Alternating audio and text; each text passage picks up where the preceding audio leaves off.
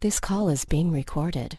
Okay, I want to thank everyone for coming on the calls. As you guys know, I always like to start my calls off with a quote, sometimes two. So tonight's quote, actually I have two for tonight, but tonight's quote is, "It is in your moments of decision that your destiny is shaped." It is in your moments of decision that your destiny is shaped. That's Tony Robbins. And the second quote is, "Once you make a decision, the universe conspires to make it happen." That's such a powerful quote. I want to read it again. Once you make a decision, the universe conspires to make it happen. And that's Ralph Waldo Emerson. Tonight is called Deciding to Win. Now, I want to go ahead and thank everyone for coming on the call. I so appreciate your guys' time and your investment on yourself in making yourself better, and I'm willing to invest in you to help you to become better as well as helping myself to become better. If anyone wants to go back and re-listen to the call, the playback number, or if you know someone that, because we can only allow 100 people on the live call.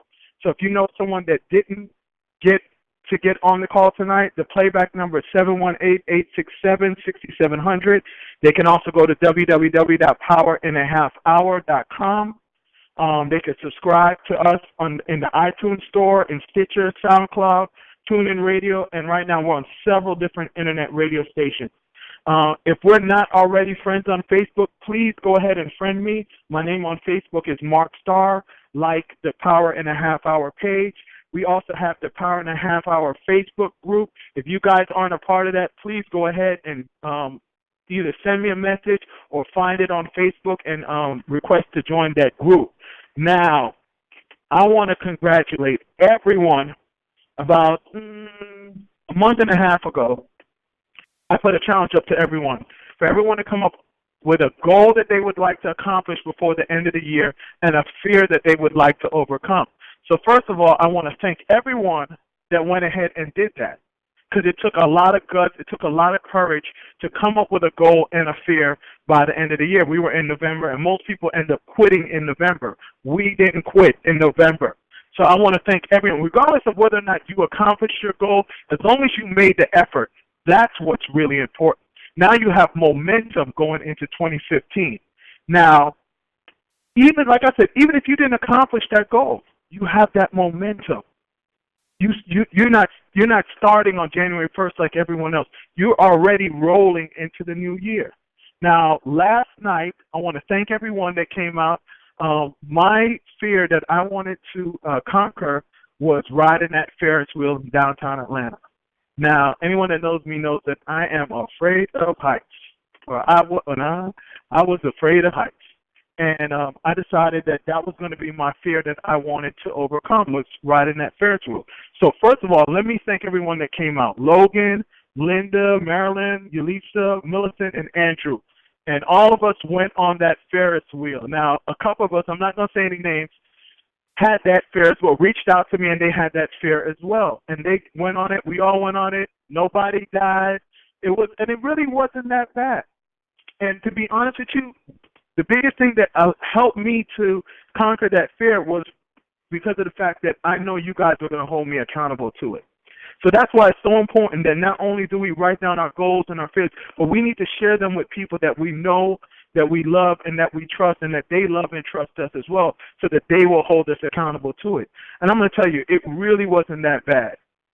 So I challenge everyone, to think about that. Find you some accountability partners for going into 2015, because I'm going to tell you, if I didn't put it out there, it would have been very easy for me to be like, you know what?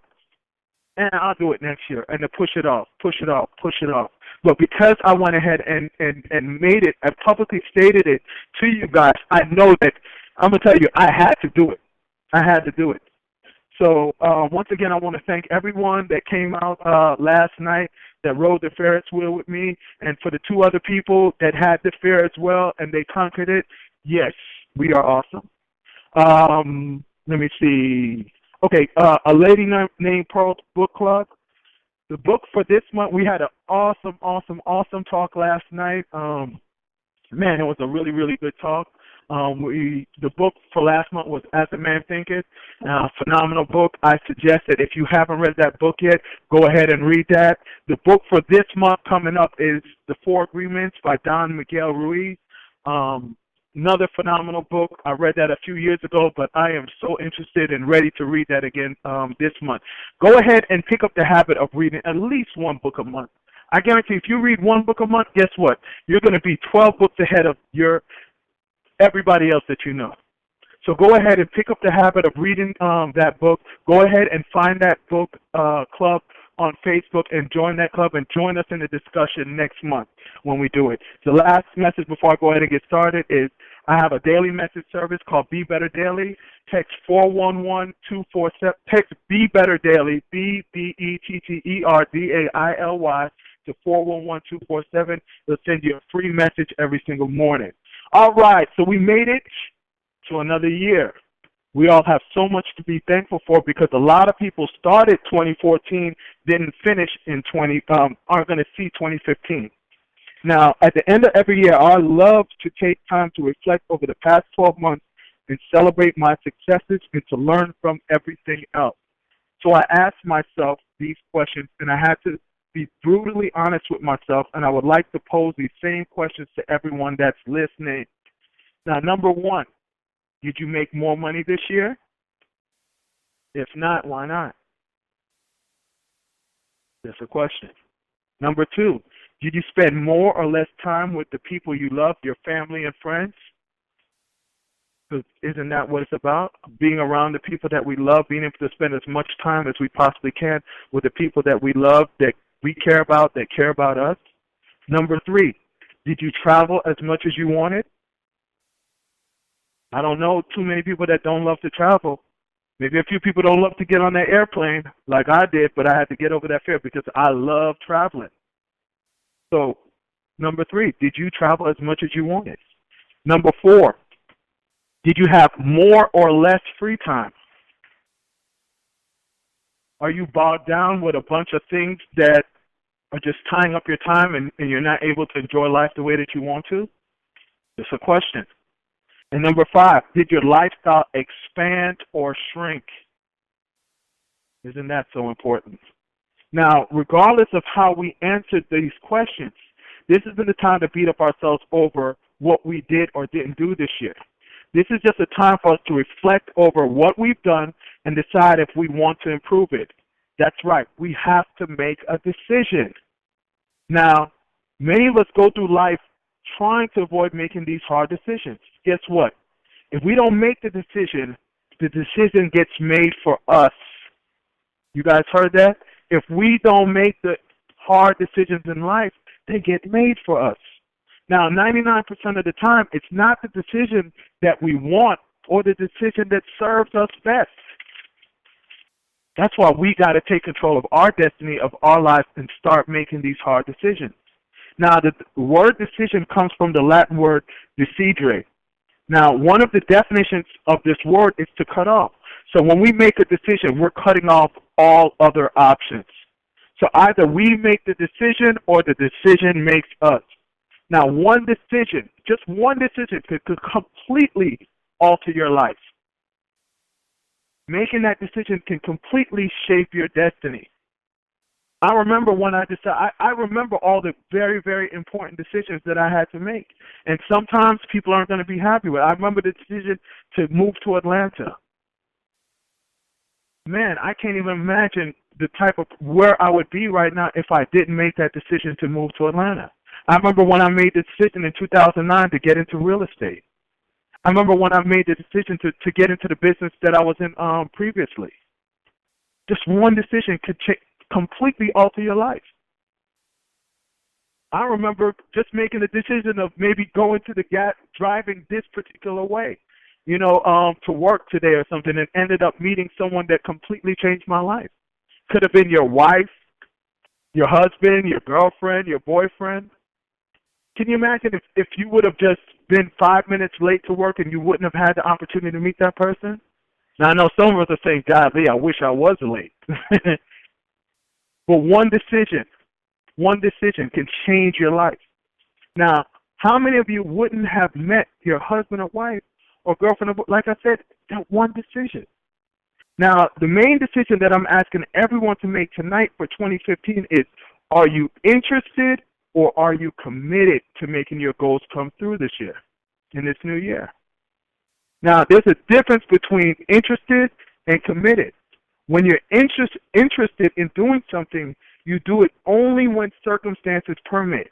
And when you're committed to something, you accept no excuses, only results. So now ask yourself, are you interested or fully committed? Now, one of the biggest excuses that many people use that prevents them from being fully committed is that there just isn't enough time for them to get the things done that truly matter. The real problem, that's not the problem. Time is never the problem. The real problem is that most people don't raise their goals beyond the level of general interest. They are waiting for some time in the future when other things won't get in the way or when they wrap things up. In other words, some other time when it's more convenient, and of course, guess what? That time never happens. It's not about time management. It's about what? Priority management. We can't manage time. Time is going to keep, that clock is going to keep ticking, but we can manage our priorities. So we need to learn to schedule our priorities. We need to schedule what's important for us. Right? Number two, another big excuse that prevents most people from becoming fully committed to their dreams is a lack of money. Guess what? Most people's problem is not a lack of money. It's a lack of creativity. There are way too many stories of people that have become millionaires and billionaires that have started with no money. I remember, and I was thinking about some examples, and I was like, God, there's just way too many examples of people that started with no money, that started dead broke.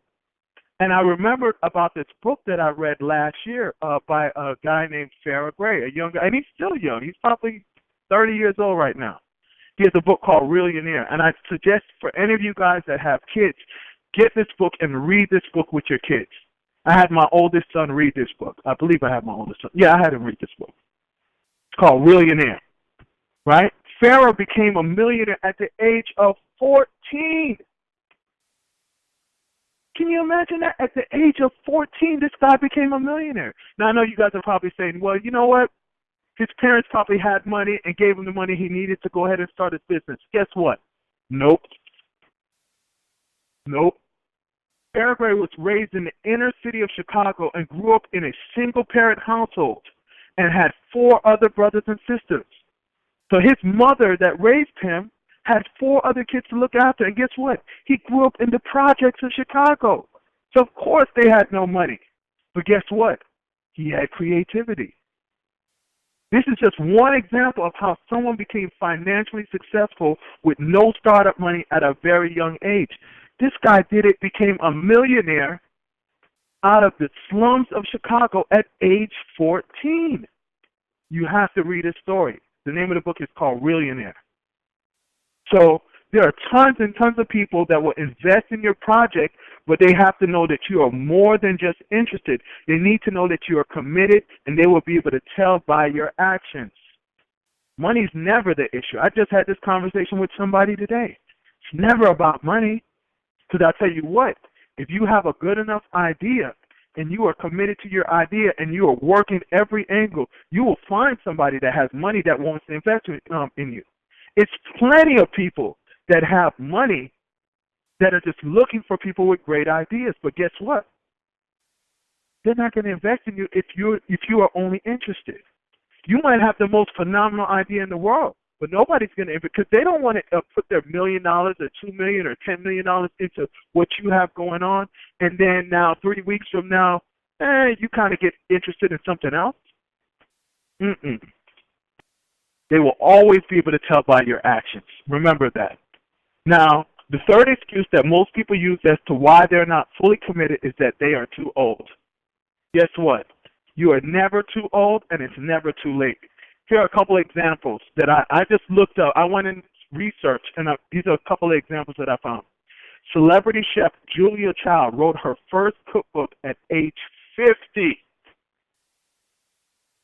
Stan Lee, that's the guy that created Spider-Man and X-Men, created his first comic title right before his 39th birthday. He's my age, or he was my age. Vera Wang, I know y'all ladies know her. She was previously a figure skater and a journalist. She entered the fashion industry at age 40. Now she has, what, $1 billion company? Samuel L. Jackson. Everybody knows Samuel Jackson. He had only received minor roles before landing his first award-winning role at age 43 in Spike Lee's Jungle Fever. He was the crackhead in Jungle Fever. He had a bunch of garbage roles up until age 43. It's never too late. Henry Ford. We all know who Henry Ford is, the guy that made the Model T, the first car, founder of the Ford Company, Motor Company. He created the Model T when? At age 45. Ray Kroc. Now, you guys might not know Ray Kroc's name, but you know his company. He spent most of his career as a salesman. He was a milkshake salesman, and then he went and bought the McDonald's company at age 52. And he wasn't rich. Basically, what the story with him, and I'll go into it a little deeper at another time, but the story with him was that he was a milkshake salesman, and then he had this company, McDonald's hamburger stand. They were buying a bunch of his milkshake machines.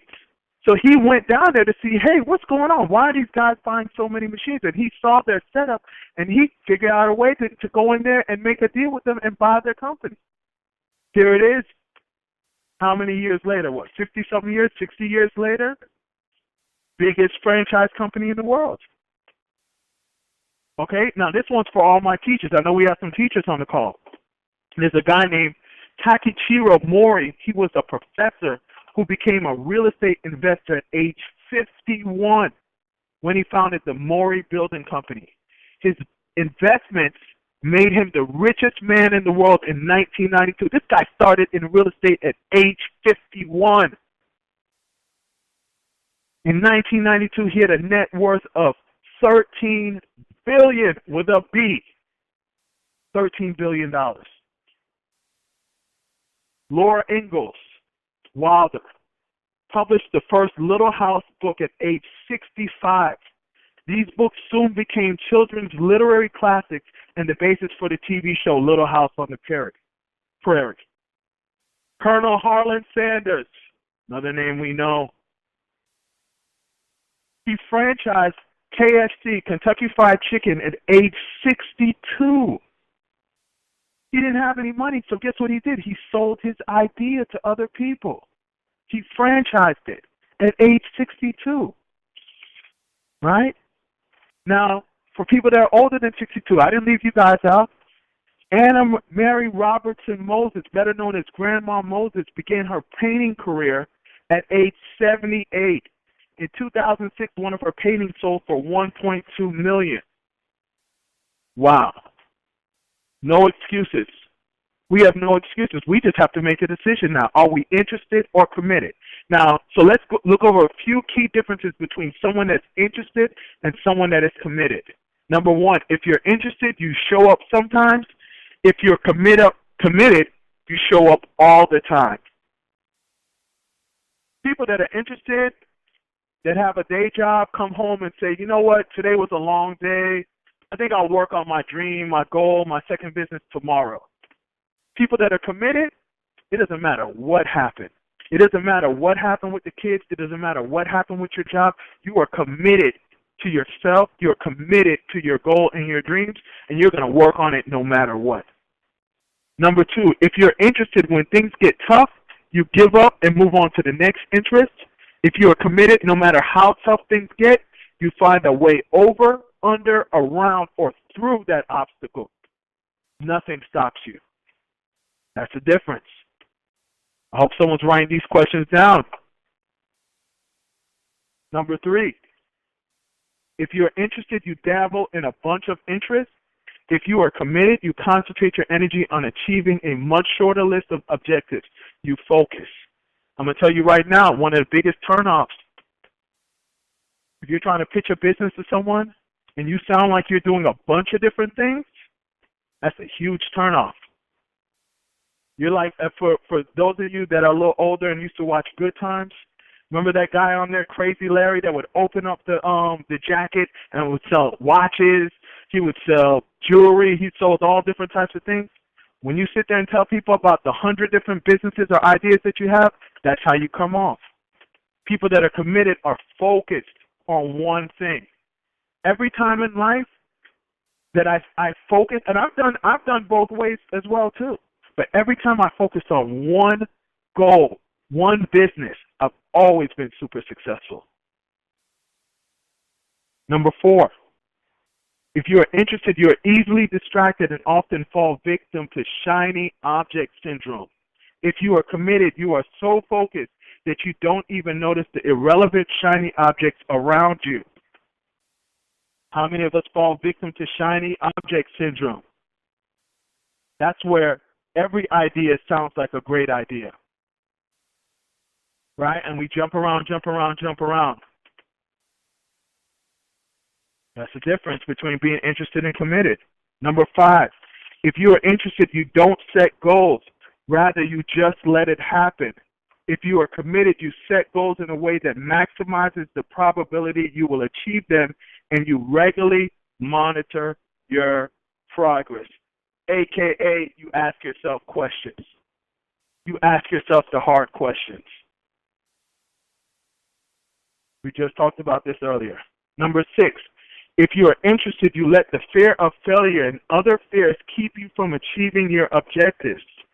If you are committed, you realize that every failure is just another step in the direction of you achieving your goals. Right? People that are interested, they'll go ahead and start. One bad thing happens, they're ready to throw the towel in. Oh, this isn't for me. Now, when you're committed, you realize that, hey, you know what? You're going to fail. That's a part of it. But you keep going.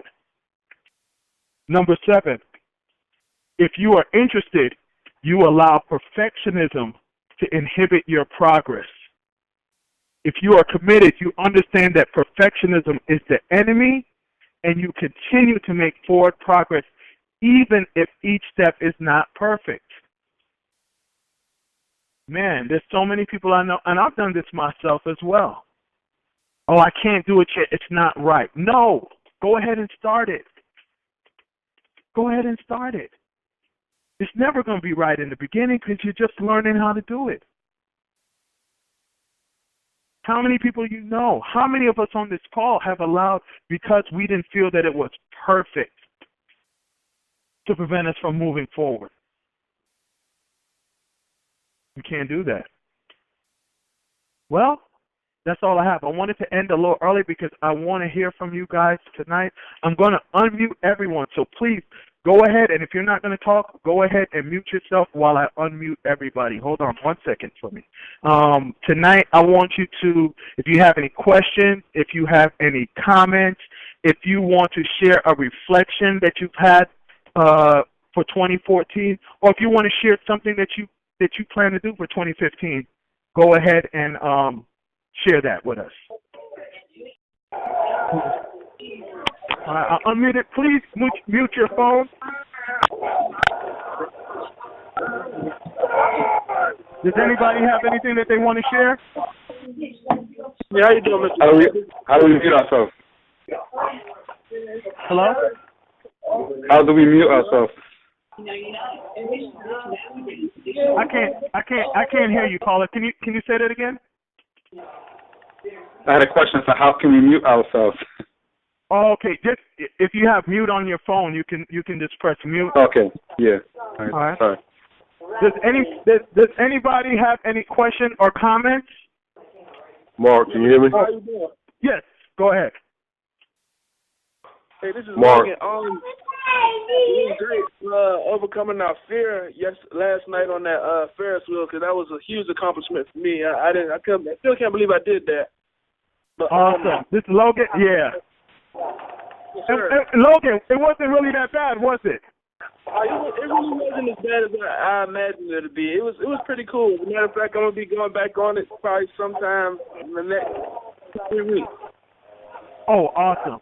I have All right. one question. Yeah, go ahead. About a book. I remember you said one book was called Real Fair by Fourth Grade. I can barely hear you. Okay. Can you hear me now? Yeah, go ahead. Okay, you mentioned 2 books. One book was by Sarah Gray called Millionaire, and there was another one that I couldn't quite catch that you said before that. What was the name of that book? Okay, that's a book that we're going to be reading this month in the Lady Named Pearl Book Club. The name of that book is called The Four Agreements by Don Miguel Ruiz. If you can't hear me, then just shoot me a text and I'll text it to you. Whoever has all that background noise, please mute yourself. Mark, can you hear me? Yes, go ahead. This is Bernard in Jacksonville. What's going on, Bernard? How you doing, brother? Just fine. I've been on the call with you since day one. Awesome. And I just congratulate you on this call. I'm on it every Monday with you. And I just had to let people know that, I'm a big fan of Mark Starr.